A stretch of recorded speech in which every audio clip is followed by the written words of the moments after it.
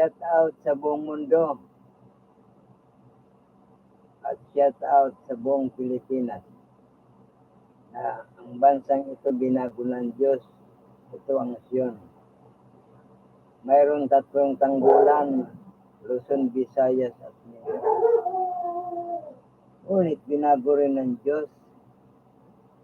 Ang Luzon tinawag bagong Israel. Ang Luzon tinawag bagong Jerusalem. Ang Mindanao tinawag bagong Israel. Ang Bisaya tinawag bagong Bethlehem. Bakit binabago? Ay ito na po ang huling araw, paghatol na ng Diyos sa buong mundo. Ang huling araw, tinapos ang 6 na araw, 6,000 taon. Kailan ang hangganan? 1873. Kaya nga, sa panahon ito na ang huling araw. Paghatol na ng Diyos sa buhay. Kaya, pinupuri ng higit sa lahat ng dakilang pagpuri ang Ama, ang Anak at ang Espiritu Santo. Sa panahon ito, ang pamagat ng mensahe ay sinasabi, West Philippine Sea, SION, bansa ng Diyos. Ang Pilipinas, bansa ng Diyos. SION, tawag. Kaya sinasabi na pagbabago. Ngayon ang katibayan, ayon sa Hebreo 10:20, 1 Pedro 2:6, Jeremias 30:17, Awit 2:6, Apokalipsis 14:1, Juan 12:15, Isaias 9:6 hanggang 7, Apokalipsis 16:12 hanggang 13, Apokalipsis 17:13 hanggang 14. Ang babasahin diretso, Awit 77, 1 hanggang 20. Ngayon, dahil West Philippines ang pamagat ng mensahe ito, ipapauna ko ang mensahe ng Hustisya ng Pilipinas, si Gibo, na siyang tagapagsalita. Siya ngayon ang naging dyan, National Security Advisor sa West Philippines. Kaya yung mga dayuhan, mga bansa kasi nag-agaw-agaw, inaagaw ng China ang West Philippines. Kanila raw. Ay ito naman ang Secretary Gibo ng bansa. Siyempre, maraming kaalyado. Maliit lang kasi ang Pilipinas. Kaya nananawagan na tulungan ang Pilipinas. Hindi naman alam kasi ni Gibo na bansa ito ng Diyos. Ang tunay na nakikialam ay Diyos. Kaya ito, pakinggan natin ang mensahe.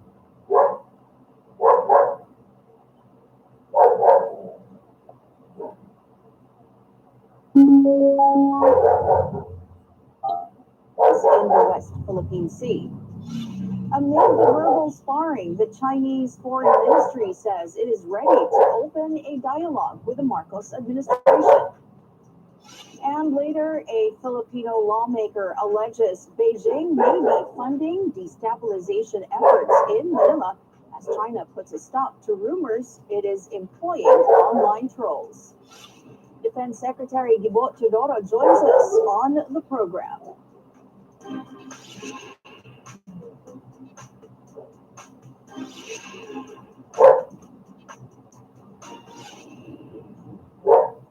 The Philippines castigates China for accusing Manila of stirring up trouble in the West Philippine Sea. The country's defense chief says most nations support the Philippines over its maritime claims as backed by the landmark 2016 arbitral ruling, while Beijing has no other country taking its side in the dispute. Amid the rising tensions with China, the Philippine Air Force acquires a new Japan-built radar system to detect intrusions into the country's airspace.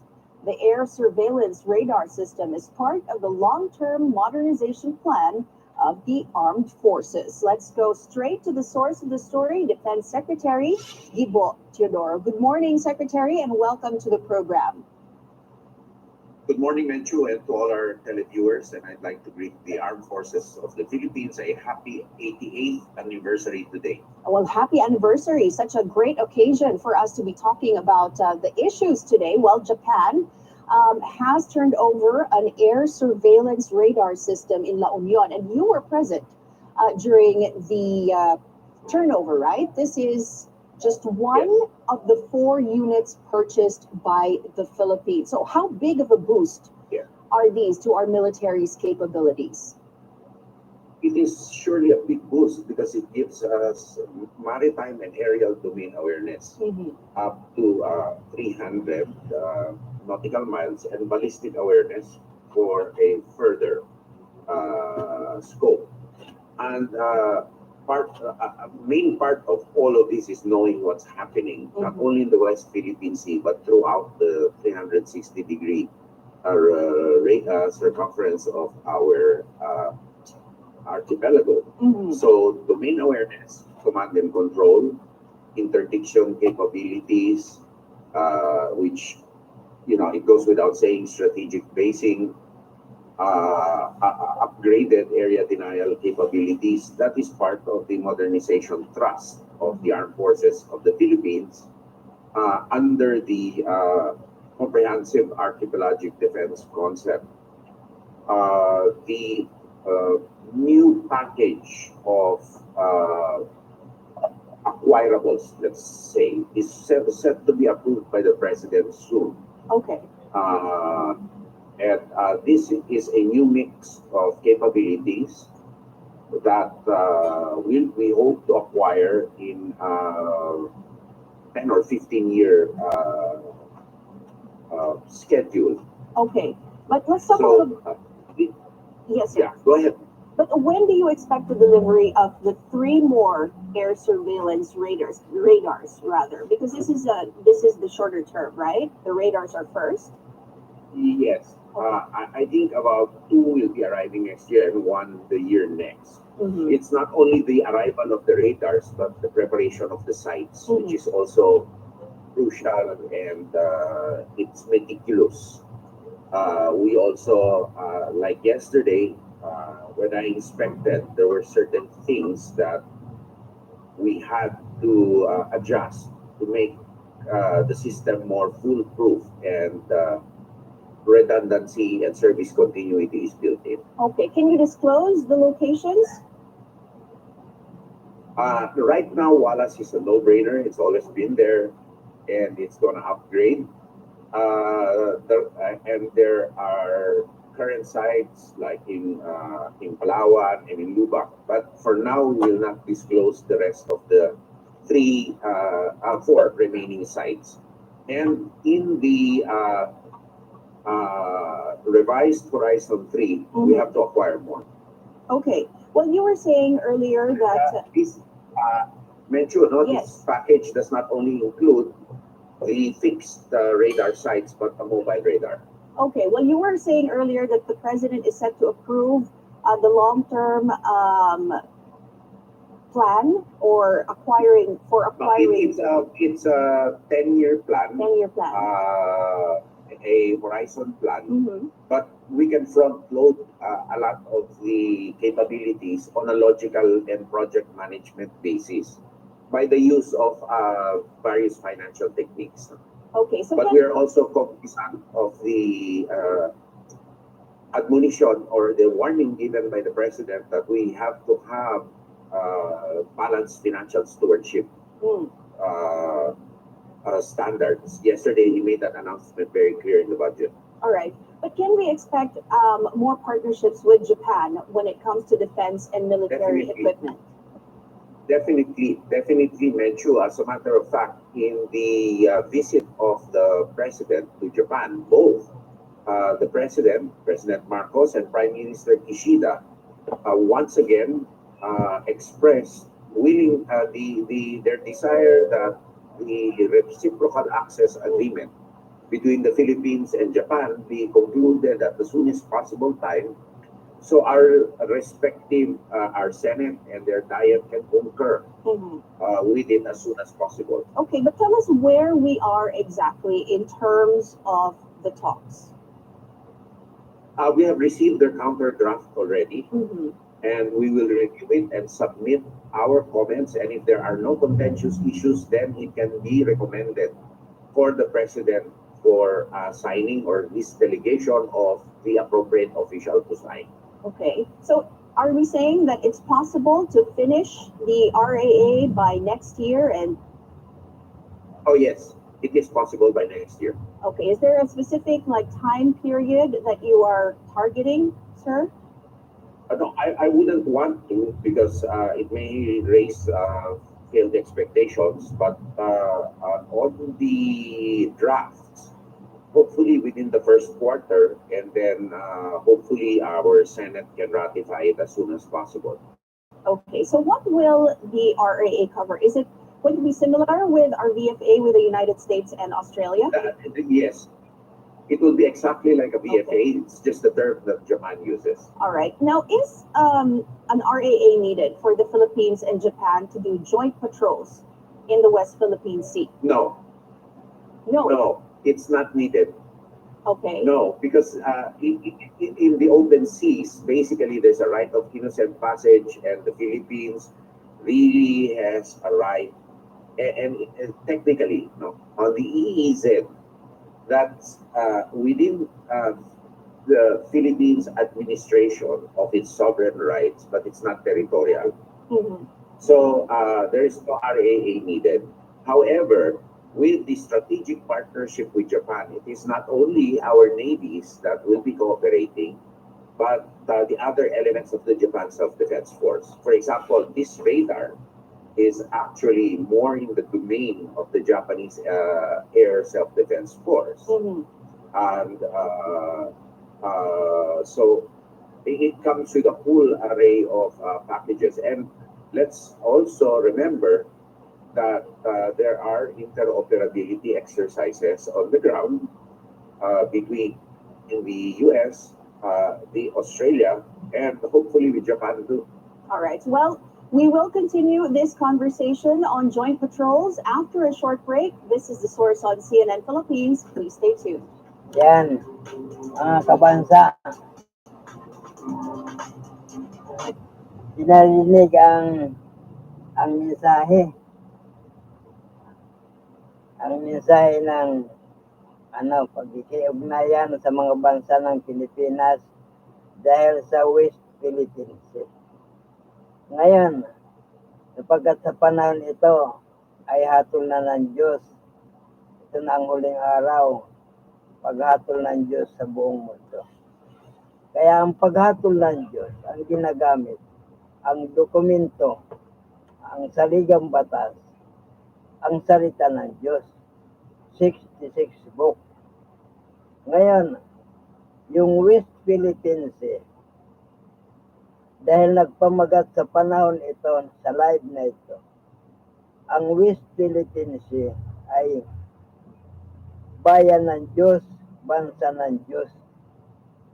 Ang pangalan ng bansang ito, SION. Pinagtibay sa Hebreo 10:20, 1 Pedro 2:6, Jeremias 30:17, Awit 2:6, Apokalipsis 14:1, Juan 12:15, Isaias 9:6-7, Apokalipsis 16:12-13, Apokalipsis 17:13-14.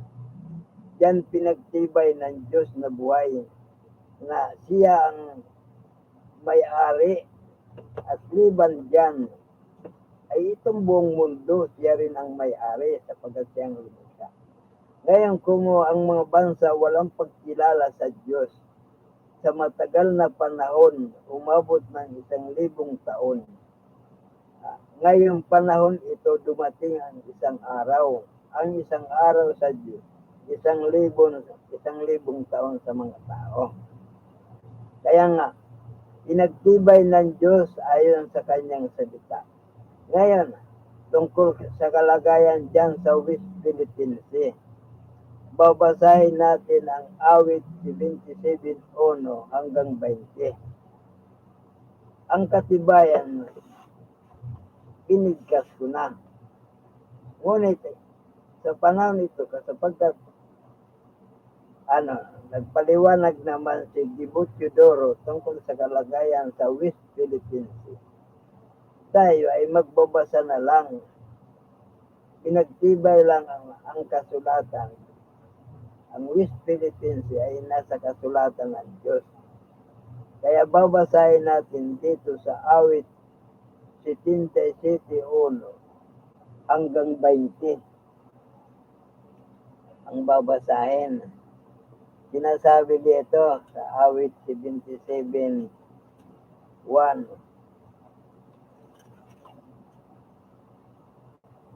Ako'y dadaing ng aking tinig sa Diyos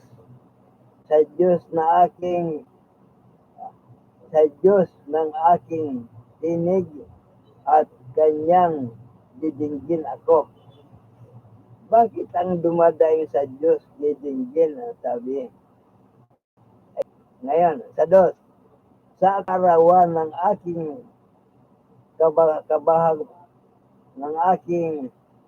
kahabagan ay humanap ako, ay hinahanap ko ang Panginoon. Ang kamay ko'y nakaunat sa gabi at hindi nangangalay. Tumatangging maaliw ang kaluluwa ko. 3. Naalaala ko ang Diyos at ako'y nababalisa. Ako'y nagdaramdam at ang diwa ko'y dito ka mag-live. Sampai kaya pala school to. Saan punta mo? Butang ko kasi na. Ano, mamasyal? Wala muna lang yung matanda. 90 na yun eh. Sige po. 90 years old na kasi. Batangas pala po kayo. Kapatid ko, sa pananampalataya, pupunta silang Batangas. Oh, thank you po. Sila nasa Taguig ngayon. Ngayon pupunta silang Batangas. Yes. Naalala ko ang Diyos at ako'y nababalisa.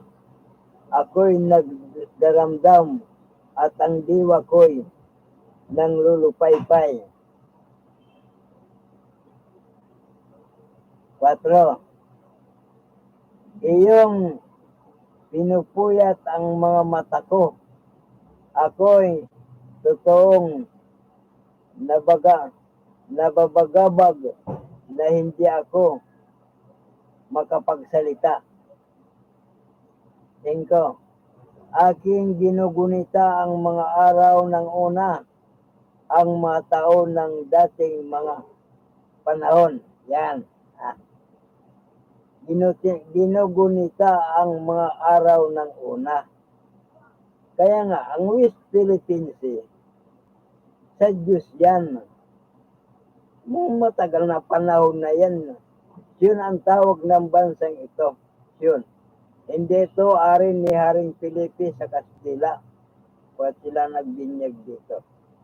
Sila ang nagbautismo ng bansang ito. Kaya pinangalan ng Pilipinas. Kaya nga, sabi ni Pangulong Marcos, ang bansang ito binago na.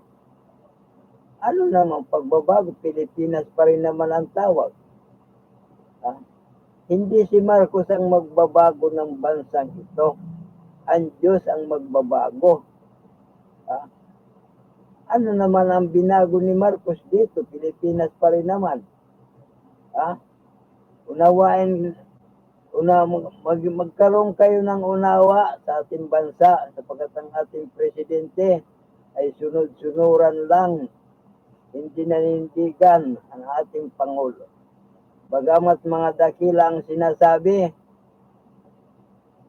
ngunit nababago naman. Bakit? Walang panindigan. Kaya nga, bayan ko ay sa Diyos kayo, manindigan. Nandyan si former President Rua Duterte, pagkat hindi pa naman lumalapit dyan sa Diyos, pero hinila siyang isang prosecutor. Ang ibig sabihin, ang hatol, dalhin sa Diyos. Sapagkat ang bansang ito ay pag-aari ng Diyos, bayan ng Diyos. Kaya ang sinasabi dito sa 5, aking ginugunita ang mga araw ng una, ang mga taon ng dating mga panahon. Aking inaalala ang awit ko sa gabi. Sumasangguni ako sa aking sariling puso. At ang diwa ko masikap na nagsisiyasat. 7.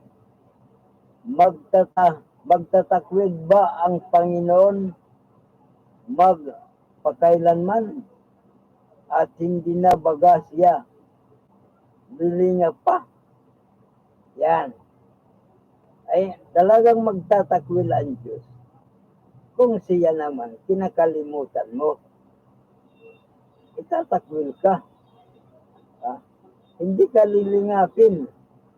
Lalo na kung tumiing ka ng kasulatan, hindi mo inaano ang salita ng Diyos, ginaganap, ay tatakwil ka at hindi ka lilingapin. Yung sinasabi dito. Sa 8, ang kanya bang kagandahang loob ay lubos na nawala magpakailanman? Natapos na bang walang hanggan ang kanyang pangako? Yan. Ay kung dinatraidor mo ang Diyos, ay kahit anong magagaling mong sinasabi, walang mangyayari. Tapusin ng Diyos ang mga pangako na yan, itatapon yan sa impyerno. Kaya sinasabi dito, natapos na bang walang hanggang ang pangako? Bakit? Kung kinakalimutan naman ang Diyos, ba't magbibigay ang Diyos ng katuparan sa mga sinasabi ng isang Pangulo? Kung itinatakwil ang Diyos, hindi ginugunita. Ba't isa sa katuparan ang magagandang pangako ng isang Pangulo kung hindi naman tinutupad ang tipan ng Diyos? 9. Nakalimot na ba ang Diyos nakalimot na ba ang Diyos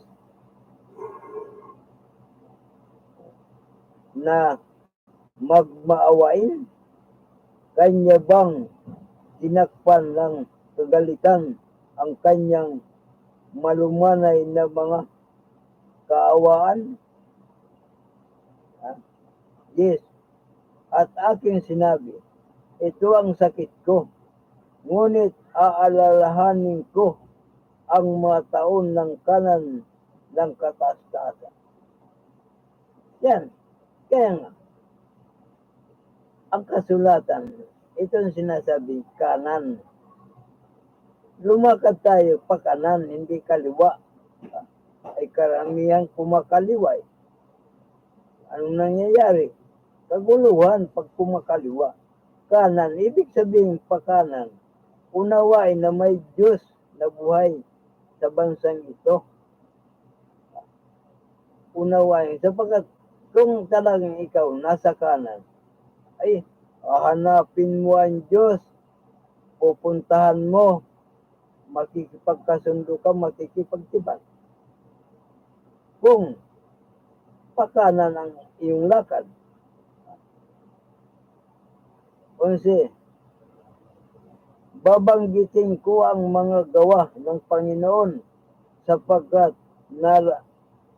aalalahanin ko ang mga kabagabagan mo ng una. Yan. Gawa ng Panginoon, babanggitin. Ano bang gawa ng Panginoon? Ay, katulad ng isang watawat. Gawa ng Diyos yan. Kagaya ng plataforma di gobyerno, gawa ng Diyos yan. Kagaya ng mga panahon, mula ng una kay Adam hanggang sa panahon ngayon, ay gawa ng Diyos yan. Walang inilihim na mga gawa ng Diyos. Kaya sinasabi dito, babanggitin ko ang mga gawa ng Diyos sapagkat aalahanin ko ang mga kabagabagan ng una. Bubulayin ko ang lahat ng iyong gawa at magmumuni-muni tungkol sa iyong mga gawa. Yun mo? May mga gawa ang Diyos, kaya nga, ang gawa ng Diyos. Kung ikaw isang pangulo, dapat alamin mo. Para ikaw nga ay maging tunay na kilala mo ang Diyos. Hindi yung nagsasabi ka lang na nampalataya ka. May Diyos ka. Ang puro lang salita yan. May gawa ang Diyos. Dapat gumawa ka para ikaw ay maging lingkod ng Diyos. Gumawa ka. Anong gawa? Ay inuutos. Tayo ang bahay panalinginan pambuong mundo. Itinapagawa unang-una sa Pangulo. Ang Pangulo, isang saserdoteng mataas yan. Katungkulan yan gumawa ng gawa o itinagagawa ng Diyos. 13. Ang iyong daan o Diyos ay nasa santuaryo. Sino ang dakilang Diyos na gaya ng Diyos? Ikaw ay Diyos na gumagawa ng mga kagilagilala. Iyong ipinakilala ang kalakasan mo sa gitna ng mga tao. 15. Iyong tinubos ng kamay mo ang iyong bayan. Yan. Ang bansang ito, tutubusin ng Diyos. Diyos ang tutubos nito. Ay, ang mga lingkod ng Diyos, naniniwala sa Diyos, nagtitiwala at nagmamalasakit sa bansang ito. Hindi na nagpapaubaya, hindi puro pansarili na ginagawa sa panahon ito ng gobyerno, pinagbibigyan ng Diyos na buhay. 16. Nakita ka ng tubig, O Diyos, nakita ka ng tubig. Sila'y nangatakot, ang mga kalaliman din naman ay nanginig. Yan. Ibig sabihin, kagaya ng Yolanda, yung tubig tumaas. Yung barko, iniakyat sa bundok. Ang mga patay sa Samar, nagpunta sa Leyte. Ang patay sa Leyte, nagpunta sa Samar. Ibig sabihin, ang tubig, kapag tumaas, ay kung saan dinala ang mga tao. Itong sinasabi dito, nakita ka ng tubig. 17. Ang mga alapaap ay naglagpak ng tubig. Ang langit ay humugong. Ang mga pana mo naman ay naghilagpos. 18. Ang tinig ng iyong kulog ay nasa ipulpo. Tinanglawan ng mga kidlat ang sanglibutan. Ang lupa ay nayanig at umuga. 19. Ang daan mo nasa dagat at ang mga landas mo nasa malawak na tubig. At ang bakas mo'y hindi nakilala. Ito na. Ito yung West Philippines. Ha? Ito yung West Philippines na sinasabi. Ang daan mo'y nasa dagat. Ibig sabihin, ang mga bansa binigyan ng hangganan 200 lang. 200 lang ang sukat. Ang lumampas, kalsada na ng Diyos. 200 miles lang ang ibinigay sa mga bansa, maging malaki o maliit. Sabi ng Diyos, nasusulat doon sa Gawa.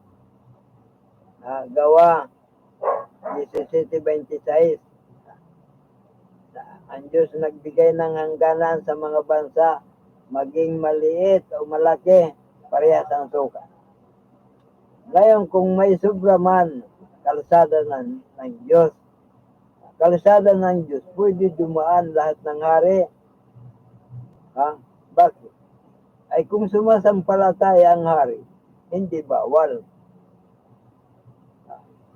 Kasi sa Diyos nga yan eh. Ay kung sa Diyos ka, bakit ka pagbabawalan? Bakit nagkakagulo dyan sa West Philippines? Ay hindi tinutupad ang batas ng Diyos eh. Kaya nagkakagulo. Kailangan ang batas ng Diyos masunod. Ito yung sinasabi dito sa 19. Ang daan mo'y nasa dagat at ang mga landas mo'y nasa malawak na tubig at ang bakas mo'y hindi nakilala. Ibig sabihin may bakas ang Diyos. Dapat kilalanin ang bakas ng Diyos. O paano makilala? Ay lumapit. Makipagkasundo para makilala yung bakas ng Diyos. Ngayon, sa 20, dulong sitas na ito, iyong pinapatnubayan ang iyong bayan na parang kawan sa pamamagitan ng kamay ni Moises at ni Aaron. Yan. Sa panahon ito, sa huling araw, ibinangon si Moises, buhay na. Buhay na. Binuhay ng Diyos si Adam, si Noe, si Abraham, si Isaac, si Jacob, si Moises, at ang Kristo Jesus na Panginoon natin. Buhay na. Bakit? Ay huling araw na. Kaya nga, sa huling araw, umatol na ang Diyos sapagkat binuhay na niya ang kanyang 7 sinugo na sakdal. Itong 7 sinugo, tagahatol ito sa buong mundo. Ngunit sa panon ito, sapagkat hindi pa naman kayo lumalapit, kayo mga hari. Sinasaway kayo ngayon na lumapit kayo para magkaroon ng pagbabago, pagkakaisa, at paglilinis ng mga bansa. At unang-una, si former President Roa Duterte, pinapauna ko naman sa mga pag-subscribe ko at saka yung sinasabing subscribe, comment, pinapauna ko sa buong mundo. Subscribe at saka comment, pinapauna ko sa buong mundo. Sa Israel, sa Arabia, sa Iraq, sa Japan, kung saan sa mga bansa, sapagkat unlad naman sa panahon nito ang karunungan. Kaya nga, ang hatol ng Diyos, madalian lang. sa pamamagitan ng channel na ito, sapagkat pinakikita ko naman kung ano ang paghati ng Diyos ayon sa kasulatan. Ang mga katibayan, inilalahad ko. Kaya hanggang dito na lang, mga kadaigdig, mga kabansa ko, mga kababayan, at higit sa lahat sa Ama, sa Anak, at sa Espiritu Santo, hanggang dito na lang. Ating pinupuri ang Ama ng mataas na pagpuri, ang Anak, ang Espiritu Santo. Dapat na sulok ng buong mundo ang mga hukbo. Marami pong salamat. Sa susunod naman na panunod.